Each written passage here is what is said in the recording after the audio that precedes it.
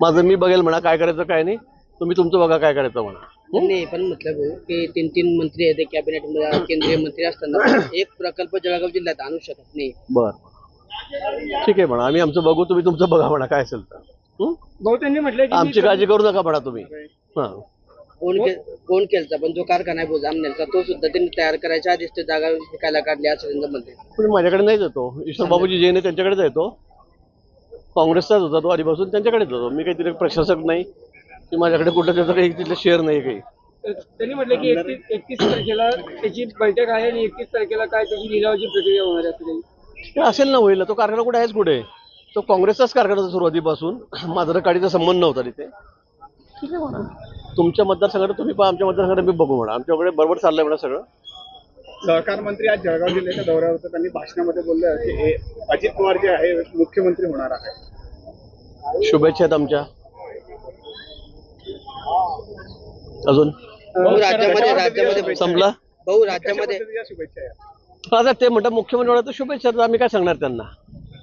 अरे ते कसे होतात काय तरी बघतील, पण आमच्या शुभेच्छा तर होणार असेल तर. देवेंद्र फडणवीसांनी शरद पवारांचं कौतुक केलेलं आहे की शरद पवार जय पराजयाचा विचार करत नाही, ते सातत्याने काम करतात असं मुख्यमंत्री देवेंद्र फडणवीस म्हटलेले आहे आणि कौतुक केलंय पवारांचं. तर चांगलं आहे ना, काय वाईट आहे. आमचे मुख्यमंत्री दिलदार आहेत, त्यांनी त्यांचं कौतुकाचं वाईट काय. 2019 मध्ये उद्धव ठाकरेंनी गद्दारी केली त्यामुळे आम्हाला निर्णय घ्यावा लागला असंही देवेंद्र फडणवीस म्हटलेलं आहे. राजकारणामध्ये जिवंत राहण्यासाठी काही ना काही करावं लागतं. कुठला निर्णय? उद्धव ठाकरेंनी तो धोका दिला होता आम्हाला. बरोबर आहे, मी साक्षीदार आहे त्या सगळ्या गोष्टींचा, पहिल्या दिवसापासून, पहिल्या मिनिटापासून, निकाल लागल्याबरोबर. खरं आहे, युतीमध्ये सोबत आम्ही निवडणूक लढवली, आमचं बहुमत आलं आणि हे काँग्रेसच्या मांडीवर जाऊन बसून गेलेत, पवारसाहेबांच्या मांडीवर जाऊन बसून गेलेत. त्यामुळे गद्दारी उद्धव ठाकरेंनीच त्यावेळेला केली, आम्ही नाही केली. म्हणजे त्यांच्या किती जागाला निवडून, त्यांच्या 50 सुद्धा जागा त्या ठिकाणी निवडून आल्या नाही. आमच्या त्या ठिकाणी 100च्या वर जागा निवडून आल्यात आणि अशा परिस्थितीमध्ये ते सोडून गेलेत तर चूक कोणाची आहे? म्हणजे युतीत लढायचं, पंतप्रधानांच्या स्टेजवर जाऊन त्याची भाषणं करायचे, अमित भाईंनी करायचे, देवेंद्रजींनी करायचे आणि निवडून आल्यावर मग पळून जायचं. त्यामुळे त्यांना जो धडा शिकवला गेला तो बराच चांगलाच झाला. संजय राऊत 2 दिवस जळगाव दौऱ्यावर आहे, त्यांना जबाबदारी देण्यात आली आहे आगामी स्थानिक. सर त्यांना शुभेच्छा आहेत, त्यांनी जोरात तयारी करावी. महापालिका आहे, जिल्हा परिषद आहे, जोरात तयारी करावी त्यांनी. माझ्या शुभेच्छा आहेत त्यांना. निवडणुकीची जिंकायचे आता निवडणूक जिंकायची जबाबदारी जळगाव जिल्ह्यामध्ये त्यांच्याकडे दिलेली आहे. त्यांनी यावं, जोरात तयारी करावी. आपण निर्णय लागल्यावर भेटू. राज्यामध्ये भाजप त्यांनी या ठिकाणी दौरा केला होता, विधानसभा निवडणुकीपूर्वी त्यांनी या ठिकाणी दौरा केला होता, एकही जागा यश लाभलं नाही, एकही जागा आली नाही. म्हणून त्यांना सांगतो की माझ्या त्यांना शुभेच्छा आहेत, त्यांनी यावं, पुन्हा प्रयत्न करून बघावेत. भाऊ राज्यामध्ये भाजप जे आहे ह्या निवडणुका ज्या आहेत स्वबळावर लढण्याची तयारी करत आहे आणि त्याची चाचपणी करण्यासाठी अमित शहा महाराष्ट्राच्या दौऱ्यावर होते अशी चर्चा सुरू आहे. आता याला काय, आता काय म्हणावं, अमित भाई तर एवढ्यासाठी छोट्या गोष्टीसाठी या ठिकाणी येत असतील तर मला तर तुमच्याशी काय बोला मला हे कळत नाही. अमित भाई कशाला येतील, सोहळ्यावर लढायचं का युतीत लढायचं हे त्यांना तिथे बसून कळतं ना. इथे याची गरज नाही. इथे नागपूरला आल्यावर कळणार आहे का त्यांना की कशावर लढतो आपण म्हणून, का नांदेडला गेल्यावर कळणार आहे? मला वाटतं ह्या अशा कपोलकल्पित गोष्टी आहे. त्यांचा दौरा रेग्युलर तसा असतोच, प्रत्येक पूर्ण देशामध्ये ते प्रत्येक राज्यामध्ये फिरत असतात. हा निर्णय इथला असेल, पण आम्ही सांगितलेलं आहे, देवेंद्रजी सांगितलेलं आहे, बावनकुळे साहेबांनी सांगितलं आहे की आम्ही या ठिकाणी महायुतीतच लढणार आहोत. राज्यामध्ये जळगाव जिल्ह्याची गंभीर घटना घडलेली भाऊ या ठिकाणी आरोग्यामध्ये जळगाव जिल्ह्यात आपलं पण मोठं काम आहे भाऊ, पण एक रुग्णवाहिका मिळाली नाही, डॉक्टरांची वैद्यकीय मदत मिळाली नाही म्हणून आदिवासी महिला तब्बल 1 तास रस्त्यावर होते आणि रस्त्यावरच ती प्रसूती. खरं दुर्दैवी घटना आहे, खरं असं होताच कामा नये. मी पण दूरदर्शन, मी आजच बाहेरगावी होतो, मी आजच आलेलो आहे, पण मी जिल्हाधिकाऱ्यांशी त्या बाबतीमध्ये बोललो, सिव्हिल सर्जनशी त्या बाबतीमध्ये बोललो.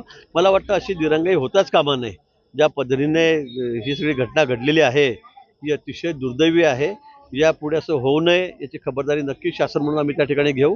आणि का घडली, कोणाची चूक होती, त्याची चौकशी सुरू आहे. संजय राऊत यांनी देखील ताशेर ओढलंय की महाराष्ट्रामध्ये अशा परिस्थितीत काही महिलांना मातांना देखील मृत्युमुखी पडावं लागतं, सरकार मुख्यमंत्री यावर का बोलत नाही? मी तेच सांगितलं की घटना अतिशय दुर्दैवी आहे, असं होताच कामा नये. आता त्यामुळे गाडी का गेली नाही, डॉक्टर का उपलब्ध झाले नाहीत, त्यांना रस्त्यावर त्याची प्रसूती का व्हावी लागली, या सगळ्या गोष्टीची चौकशी सुरू आहे. मी जिल्हाधिकाऱ्यांशी बोललेलो त्या दिवशी, मी सिव्हिल सर्जन आहेत त्यांच्याशी त्या ठिकाणी बोललेलो आहे, जिल्हा परिषद सीओ आहेत त्यांच्याशी त्या ठिकाणी बोललेलो आहे. पण त्या संदर्भात चौकशी अंती जो दोषी असेल त्याच्यावर कारवाई करण्यात येईल. भाऊ, अशी घटना ना होऊ याकरता आरोग्य क्षेत्रात आपण मोठं काम केलेलं आहे. आगामी काळात काय पाऊल उचललं जाणार आहे?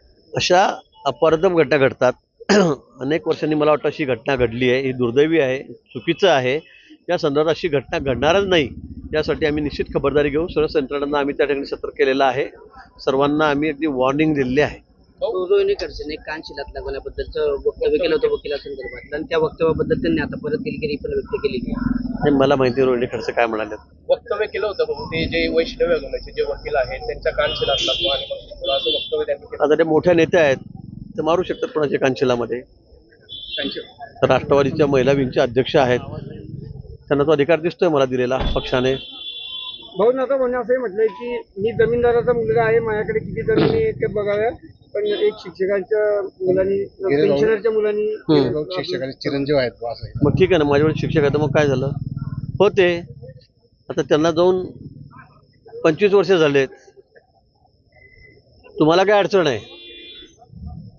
हा, तुम्हाला अडचण काय? आता तुमच्याकडे जे चाललेलं आहे ते तुम्ही सावरा. मी तर काही चोऱ्या माऱ्या केलेल्या नाही कुठे. तुम्ही काय काय केलेलं आहे, काय काय चाललेलं आहे सगळ्यांना माहित आहे. मुक्ताईनगरच्या जागेसंदर्भात भाऊ तुम्ही जे बोलले होते माझ्याकडे पुरावे, तसंच त्यांचं म्हणणं आहे की जामनेरला जो महामार्ग होणार आहे भविष्यामध्ये त्यासाठी पण तुम्ही जागा घेतली. कोणी मी असे धंदे करतो नाही. महामार्गाच्या मुरुम चोऱ्याच्या गोष्टी, महामार्गावर जागा घ्यायच्या गोष्टी एखादं दाखवावं. हा, त्या मीटिंग मध्ये गडकरी साहेब काय बोलले सांगू का म्हणा? चोरी कोणी केली मग आपल्याला काय वाटतं? तुम्हाला माहित आहे ना काय चाललं काय नाही, तर काय मी सांगतोय का?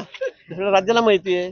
कोण जेलमध्ये गेलं, 2.5 वर्ष कोण जेलमध्ये राहिलं, कोण चोऱ्या करतंय, कोण दिल्लीला जाऊन तिथे लोटांगण घालून माफिया मागतंय. कोणासोबत